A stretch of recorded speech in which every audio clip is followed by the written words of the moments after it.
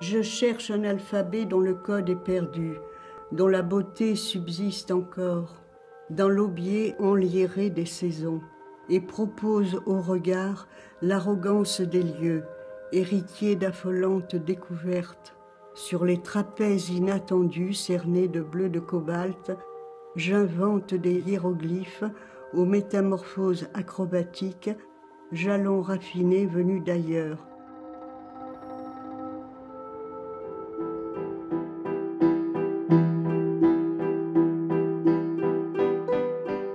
Je prépare cette matière pour la rendre visible, voilà.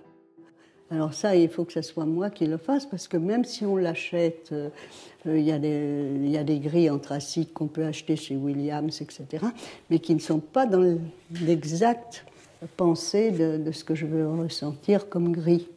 Justement, cette matière peut susciter de l'émotion. C'est ça qui est formidable. Évidemment, vous voyez mes toiles, vous en voyez une, vous en voyez deux. C'est à peu près, à chaque fois c'est différent, mais c'est pareil. Ce que je cherche dans ma peinture, c'est la matité. C'est un sentiment de justesse, voilà. Voilà, c'est un sentiment qu'on a, que c'est équilibré. La peinture, normalement, doit vous donner un sentiment d'équilibre.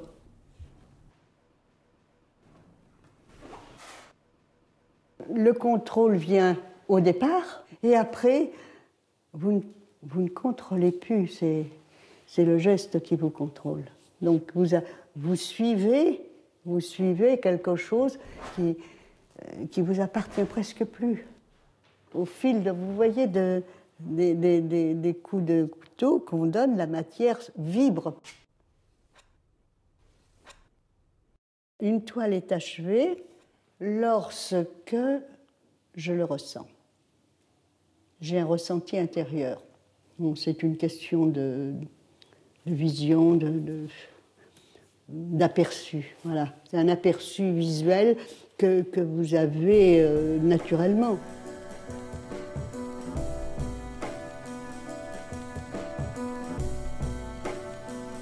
L'abstraction, c'est venu naturellement, c'est-à-dire au départ, j'ai été figuratif comme beaucoup, mais tout doucement après, j'ai suivi les cubismes, etc. Après, j'ai fait des cercles, des carrés. J'étais avec Mondrian, donc j'ai suivi, si vous voulez, tout l'itinéraire que chaque peintre, normalement, doit avoir. C'est-à-dire, on a des engouements pour des artistes décédés ou existants. L'amour de la peinture, ce sont des fameux engouements. Des désirs, et quand j'intitule mes toiles le grand désir, ce qui veut dire, c'est que j'ai toujours le désir, du matin au soir. Alors ça, c'est normalement, tous les peintres que j'ai rencontrés, en principe, le ressentent aussi. La main, quand j'avais vu des grandes traînées de ciel au bleu de Prusse, des grands trucs avec des blancs de titane à crever, là vraiment j'étais heureuse. Je me suis dit, oh là là là, ça c'est ça que je veux faire. Mais celui que j'ai le plus aimé, c'était Alberto Burri, qui était un artiste italien. C'est la naissance de l'art pauvre.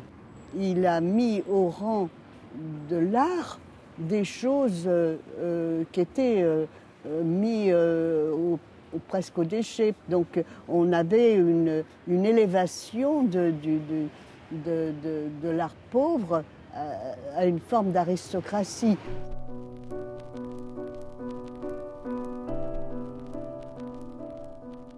Quand on choisit l'art ou la peinture, c'est pas pour de l'argent. Mais je reprends une formule de Lacroix.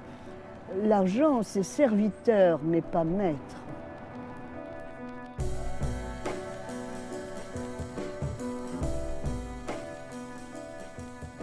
Le défi d'un peintre ne relève pas seulement, il y a la peinture, mais il y a aussi un défi humain. Il y a le défi de se dire, il faut que je risque.